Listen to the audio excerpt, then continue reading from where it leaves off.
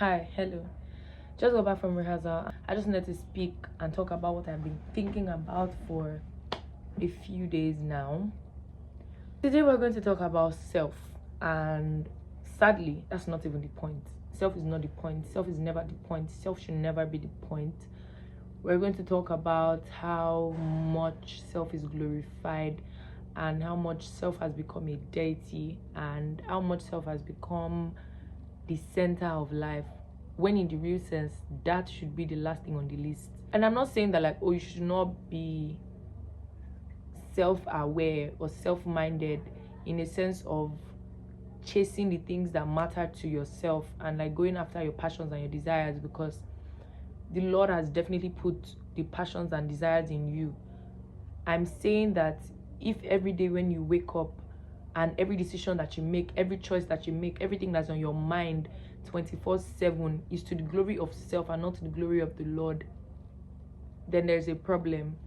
I remember recently I was thinking so much about the Lord's will for my season, or the Lord's will for my life, and what I have to do in this season.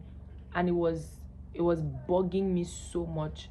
I needed to surrender the idol of control. I needed to just tell the Lord that, okay, God, I've said you're Lord over my life, and I'm redeclaring that you're actually Lord over my life.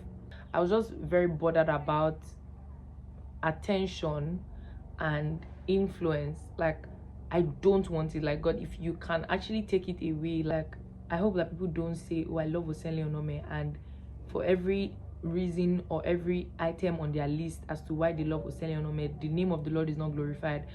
I hope that for every time everybody sees me, for every time people see me, for every time people follow me, for every time people are drawn to me, it's because of Christ. I hope that when people admire the way I speak, when people admire how I look, it's to the glory of God. And so that was it. I was just telling God that, like, if the rise on influence for me, or the rise of attention towards me is not for you, then I genuinely don't want it.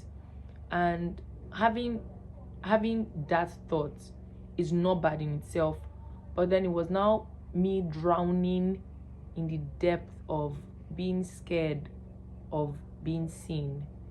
So I was now glorifying my fear of being seen and fear of being perceived, and kind of watering it down or disguising it with a, oh God, I want you to be glorified and not me, right? So it was me actually magnifying and giving more space to my fear of being perceived than actually telling God that, oh God, this is about you. And so I had this discussion with a senior friend of mine, and she was just telling me how at the end of the day we just need to learn to die to self. And even if this attention is coming and, oh, you don't want to be seen this way, you don't want to be perceived this way, the main reason that the Lord has given you that is so you can point to Him. And so for every time people come your way, you just need to be intentional about the fact that you're pointing to the cross. I'm like, oh, so this is not even about me. It's not about the numbers I have. It's not about how much people love you, how much people like want to see you. It's really about the message that you're bringing, and that is the cross, and that is eternity. In a scale of priority, self is last. It's God, your neighbor, and yourself. Like, is God, His kingdom, and yourself. Is God your friend and yourself. If all you think about is what people think about you, or what's the next step for you, or how you're going to make the money, or how you're going to get the fame, then at the end of the day, all those things are what the Bible calls vanity on vanity. What are the odds? I'm even reading the book of Ecclesiastes now. It has been so eye-opening. Like, the writer of the book, that's King Solomon, right, was just sharing how he had perceived life from the other end that is not Christ, because he had all the wisdom and all the riches. So he had seen that life, and in everything he was talking about, it was letting us know that a life lived outside of Christ is vanity. That he has gone to the heights of hedonism, he has gone to earthly pleasures, he has gone to fame, he has gone to influence, he has even gone to wisdom. And if we know the story of Solomon very well, we know fully well that the wisdom that Solomon had, the Lord blessed him with it. Even the gifts that the Lord has given to you is not for self.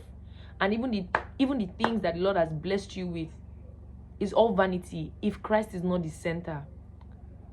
I've just been in awe of how fragile this world is, and how frail is the right word, how frail this world is. A life lived with self at the center would be a life lived in constant ennui. Like, you'd be in constant ennui. You're just going to be bored and fed up and tired. Everything you're heaping up for yourself, everything you're caring about things happening to you, you're caring about things not happening to you, is all just vanity. Like, self is not the point.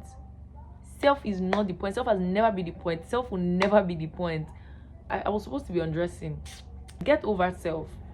Like, stand up every day and tell yourself, I'm getting over you. You are not the point. You are not the one that the world is revolving around. You are not the main character. Get to the back. You're not going to escape the loop of boredom and desperation.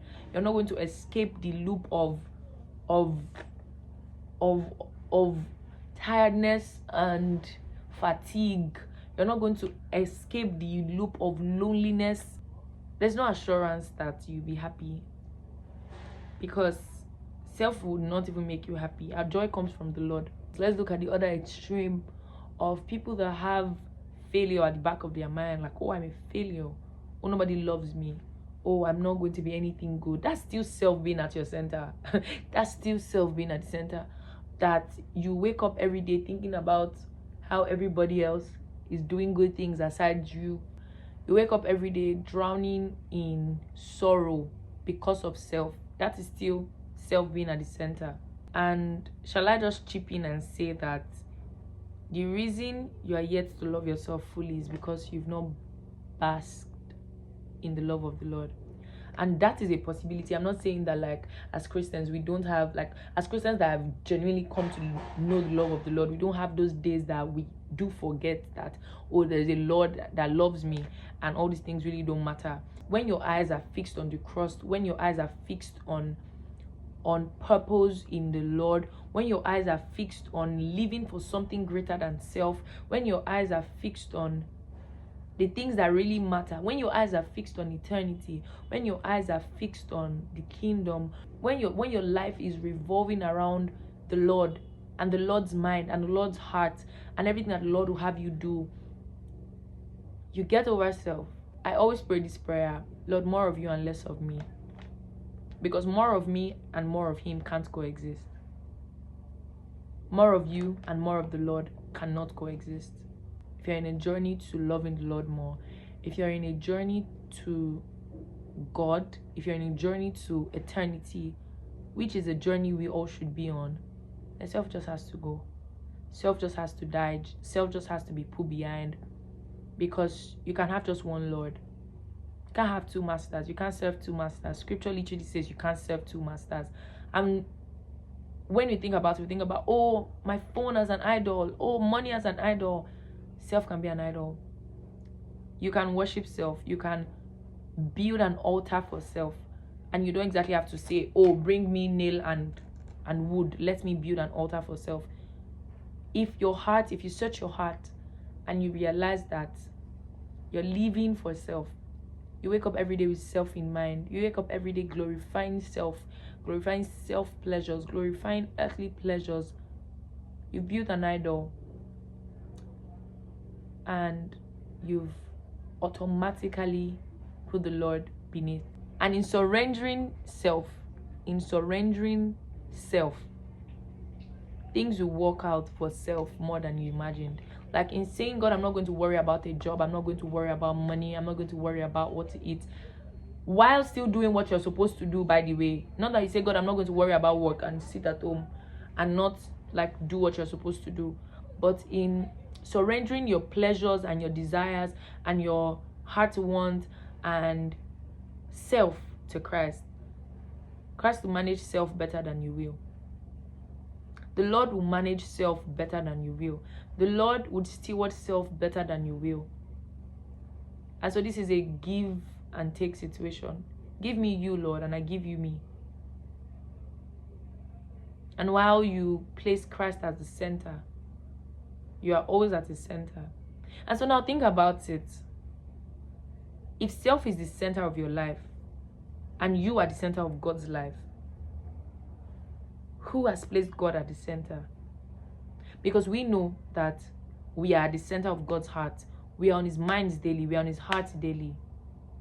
And if we are on our hearts and our minds as well, whose mind and heart is God on? If all the Lord thinks about is us, we're his favorite creatures, we are his desires, he wants us, he wants true worshippers. He doesn't take his eyes off us. Shouldn't we be the same for him? Shouldn't we keep the Lord at our center and focus our gaze on him and keep our wants on the cross, keep our needs on the cross, and keep our desires on the cross? Because that's how a relationship will work, where he wants to love you more and you want to love him more. And so that's just everything. This is me just thinking aloud. This is me just sharing my thoughts again. Get over self. Stand up every day and get over self. So yeah, I feel like whenever I'm talking, I can't multitask, especially if it's a serious conversation, and especially if I like just start to receive in the moment. By the way, I'm cleaning my front hair because I had gel on. Did I even have gel in the morning? I can't remember. After I was rushing, I don't remember if I gelled my hair. So yeah, that's basically what I have to say today. I'm just going to go do Bible study now and sleep. Bye.